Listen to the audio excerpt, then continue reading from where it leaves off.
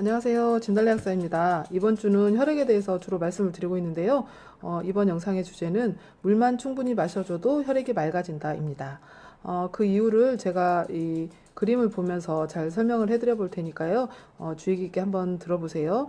제가 그 전에 말씀드렸던 그 혈어 영상도 좀 참고를 하시면 좋을 것 같습니다.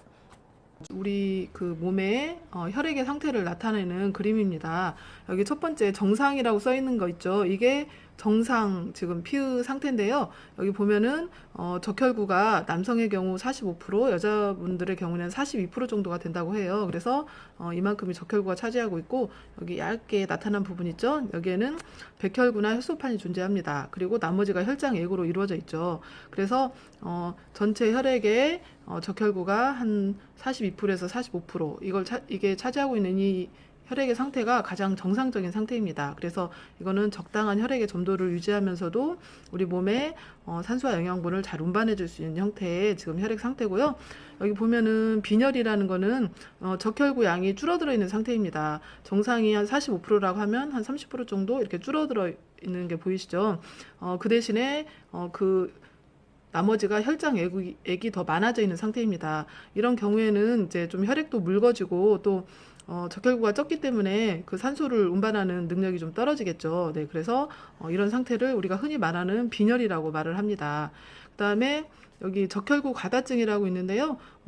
정상적인 것보다 적혈구가 굉장히 많아져 있습니다. 어떤 경우에 이런 경우가 생기냐면 골수에 암이 생겨서 이제 골수에서 적혈구를 처음에 만들어내는데 골수의 암 때문에 적혈구가 과다하게 생성되는 경우하고, 또 이제 그 고산지대에 사는 분이나 아니면 폐질환, 심장질환이 있는 분들이 산소를 충분히 들여 마시지 못하게 될 때, 그게 이제 우리 몸에서는 산소가 부족하다고 인식을 해서 그 적혈구를 만들라는 신호를 계속 골수에 보내서 이렇게 골수에서 과다하게 적혈구를 만들어내서 적혈구 과다증이 생기게 됩니다. 이런 경우에는 적혈구가 워낙 많아지다 보니까 혈액의 좀 점도가 좀 끈끈해지고 높아지겠죠. 그래서 적혈구가 많으면 산소를 더 많이 운반할 수 있을 것 같은데, 사실은 혈액의 점도가 높아져서 혈액의 흐름이 느려지다 보니까 실제로는 산소를 운반하는 능력 자체가 떨어져서 더 산소가 부족해진다고 합니다. 그래서 그런데 적혈구 과다증은 그냥 보통 사람들에게 흔히 생기는 것은 아니기 때문에 일단은 요거는 있다는 것을 알아두시고요. 그다음에 제가 아까 물만 잘 마셔도 피가 맑아진다에 해당되는 게 이 탈수에 해당됩니다. 탈수를 보면은 이 적혈구 양은 정상인데 혈장액이 적어져 있는 상태입니다. 혈장액의 대부분은 물이 차지하고 있고요. 그거를 이제 혈장 단백질이 이렇게 물을 잡고 있는 형태인데요. 혈장 단백질과 물의 양이 적어져 있는 상태입니다. 이 상태가 되면은 상대적으로 여기에 비해서 농도가 더 진해지겠죠. 그 적혈구 양은 똑같지만 혈장액이 적기 때문에 전체적인 농도가 진해져서 혈액이 걸쭉해집니다. 그러면 혈액의 점도가 높아지고 혈액이 이렇게 순환하는 그 속도가 느려져서 실제로는 적혈구 양은 똑같지만 산소를 빨리빨리 공급해주는 능력이 떨어져서 빈혈하고 똑같이 그런 산소 부족 현상이 올 수가 있습니다.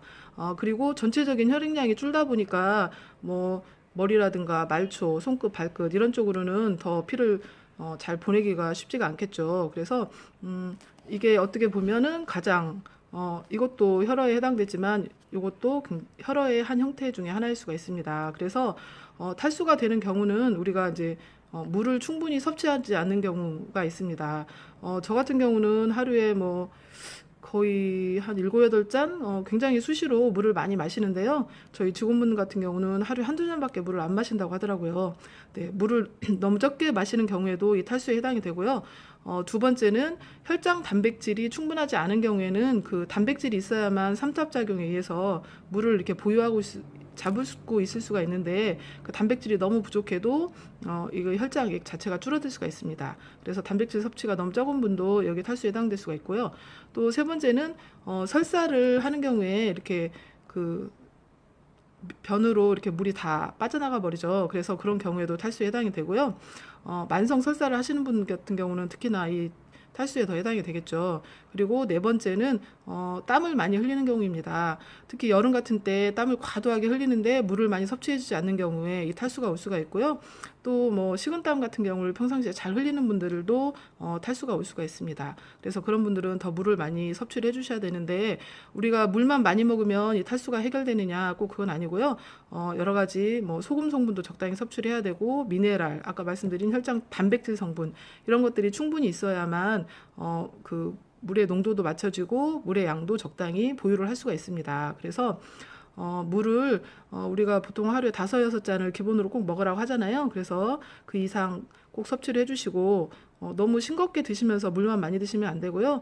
음식은 적당히 짜게 드시면서 또 미네랄 같은 걸 같이 섭취하시면서 물을 같이 보충해 주시면 여기 탈수에 의한 그런 혈액의 끈끈함, 혈액의 점도가 높아지는 것, 그다음에 그 산소를 잘 운반해주는 능력이 떨어지는 것 이런 것들을 해결할 수가 있습니다. 그래서 혈액을 좀 맑아지게 하고 싶다면 혈액의 점도를 낮춰야겠죠. 그래서 이 물만 충분히 마셔주셔도 이게 이렇게 늘어나서 적당한 혈액을 유지할 수가 있습니다. 그래서 가장 쉽게 할 수 있는 방법이죠. 네, 하루에 5-6잔 이상 꼭 물을 잘 드셔주시기를 바랍니다.